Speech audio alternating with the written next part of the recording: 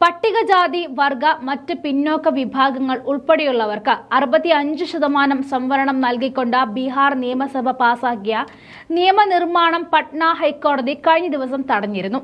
എന്നാൽ ഇത് വെറും ഹൈക്കോടതി വിധി മാത്രമല്ല, ബീഹാർ ഭരിക്കുന്ന NDA കൂട്ടുകക്ഷി സർക്കാരിന്റെയും, എന്തിനേറെ പറയുന്നു രാജ്യം ഭരിക്കുന്ന NDA സർക്കാരിനെ പോലും വലിച്ച് താഴെ ഇടാൻ പ്രാപ്തമാണ് ഈ വിധി എന്നതാണ് വാസ്തവം. വിധി വന്നിട്ട് ഒരു ദിവസം പിന്നിടുമ്പോൾ പോലും JDUവിനും നിതീഷ് കുമാറിനും മുകളിൽ സമ്മർദ്ദം ശക്തമാവുകയാണ്.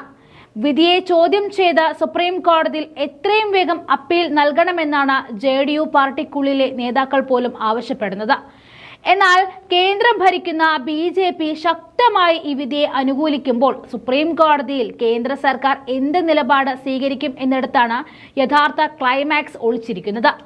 സംവരണം 50% കൂടുതലാക്കാൻ പാടില്ല എന്ന സുപ്രീം കോടതി ഉത്തരവിനെ മറികടന്നു എന്നാണ് ഹൈക്കോടതിയുടെ വിശദീകരണം.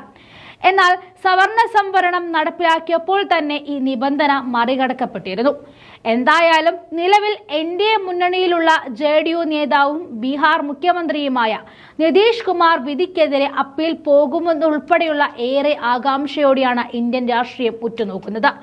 2023 നവംബറിലാണ് അന്ന് ഇന്ത്യ സഖ്യത്തിന്റെ ഭാഗമായിരുന്ന നിതീഷ് കുമാർ ഏറെ വിപ്ലവകരമെന്ന് വിശേഷിക്കപ്പെട്ട 50% പരിധി മറികടക്കാനുള്ള നിയമം പാസാക്കിയത്. ഇന്ത്യയിലൊട്ടാകെ വലിയ ചലനമുണ്ടാക്കിയ രാഷ്ട്രീയ തീരുമാനങ്ങളിൽ ഒന്നായിരുന്നു അത്. 65% ബീഹാറുകൾ അരികുവൽക്കരിക്കപ്പെട്ടിരിക്കുന്നുവെന്ന ജാതി സെൻസസ് റിപ്പോർട്ടായിരുന്നു ഭേദഗതിക്ക് വഴി തുറന്നത്. ബീഹാർ സംവരണ ഭേദഗതി ബിൽ അതിദാരിദ്ര വിഭാഗങ്ങളുടെ സംവരണം 18% നിന്നും 25%, OBCകൾക്ക് 12% നിന്നും 18%, SC വിഭാഗത്തിന് 16% നിന്നും 20%, ST വിഭാഗത്തിന് 1% നിന്നും 2% സംവരണം ഉയർത്തുകയായിരുന്നു. രാജ്യത്താകമാനം ജാതി സെൻസസ് എന്ന ആവശ്യം ശക്തമാക്കുവാൻ പ്രേരിപ്പിച്ച നടപടിയായിരുന്നു ബീഹാറിൽ നിതീഷ് നടപ്പിലാക്കിയത്. NDA കൂറുമാറിയിട്ടും നിതീഷ് കുമാറിനെയും JDUവിനെയും ലോക്സഭാ തിരഞ്ഞെടുപ്പിൽ വിജയിക്കാൻ സഹായിച്ച ഘടകം കൂടിയായിരുന്നു ഈ നിയമ ഭേദഗതിയും ജാതി സെൻസസും എന്നും ഓർക്കേണ്ടതുണ്ട്. നിതീഷ് കുമാർ എന്ന രാഷ്ട്രീയക്കാരന് നിലപാടുകളേക്കാൾ വലുതാണ് സ്ഥാനമാനങ്ങളെന്ന് കാണേണ്ടതുണ്ട്. മുഖ്യമന്ത്രി പദവിക്ക് വേണ്ടി നടത്തിയ കൂറുമാറ്റം തന്നെയാണ് നിതീഷിനെ ഇത്തവണ കുഴിയിൽ ചാടിച്ചിരിക്കുന്നത്. ജാതി സെൻസസും നിയമ ഭേദഗതിയും നടപ്പിലാക്കാവുന്ന കാലാവസ്ഥയല്ല നിലവിൽ ബീഹാറിൽ എന്ന് അറിയണം. അതിൽ പ്രധാനം തടസ്സം നിലവിൽ നിതീഷ് കുമാർ ഭാഗമായിരിക്കുന്ന NDA മുന്നണി തന്നെയാണ്. അന്ന് ജാതി സെൻസസിന് വേണ്ടി വാദിച്ചിരുന്ന ഇന്ത്യ മുന്നണിയിൽ ആയിരുന്നെങ്കിൽ നിലവിൽ നിതീഷ് ഉള്ളത് ജാതി സെൻസസിനോടും അധിക സംവരണത്തിനോടും വിമുഖതയുള്ള NDA മുന്നണിയിലാണ്. അതുകൊണ്ട് തന്നെ പുതിയ വിധിക്കെതിരെ അപ്പീൽ പോകുമോ ഇല്ലയോ എന്നതാണ് പ്രധാന ചോദ്യം. അപ്പീൽ പോയില്ല എങ്കിൽ വരുന്ന നിയമസഭാ തെരഞ്ഞെടുപ്പിൽ പ്രതിപക്ഷത്ത് ഇരിക്കേണ്ടി വരുമെന്ന നിതീഷിനറിയാം.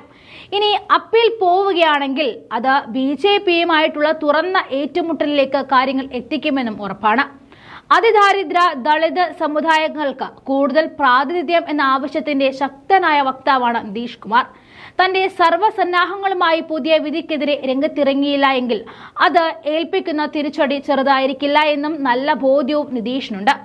അങ്ങനെ ഇറങ്ങാൻ NDA മുന്നണിയുടെ ഭാഗമായിരിക്കുന്ന നിതീഷിന് സാധിക്കുമോ എന്നതും പ്രാധാന്യമാണ്. പ്രത്യേകിച്ചും 2025 നിയമസഭാ തെരഞ്ഞെടുപ്പ് വരെയെങ്കിലും NDA ഒപ്പം വേണമെന്ന വാശി നിതീഷിനുണ്ട്. പട്ന ഹൈക്കോടതി വിധിക്കെതിരെ ബീഹാർ സർക്കാർ സുപ്രീം കോടതിയെ സമീപിക്കുമോ എന്ന ചോദ്യവുമായി പ്രതിപക്ഷവും രംഗത്തേക്ക് വന്നിരിക്കുകയാണ്. ഇന്ത്യ മുന്നണി കൂടി സമ്മർദ്ദം ചെലുത്താൻ ആരംഭിച്ചതോടെ നിതീഷിന് തീരുമാനം ഉടൻ സ്വീകരിച്ചേ മതിയാകൂ. ഒന്നില്ലെങ്കിൽ കേന്ദ്ര സർക്കാരിനെതിരെ നിൽക്കുക, അല്ലെങ്കിൽ ബീഹാറിൽ പകുതിയിലേറെ വരുന്ന പിന്നോക്ക സമുദായത്തിനെ തഴയുക. എന്തായാലും നിതീഷ് എടുക്കുന്ന തീരുമാനം ഇന്ത്യൻ രാഷ്ട്രീയത്തെ പിടിച്ചുകുലുക്കുമെന്ന കാര്യത്തിൽ മാത്രം ആർക്കും തർക്കമില്ല.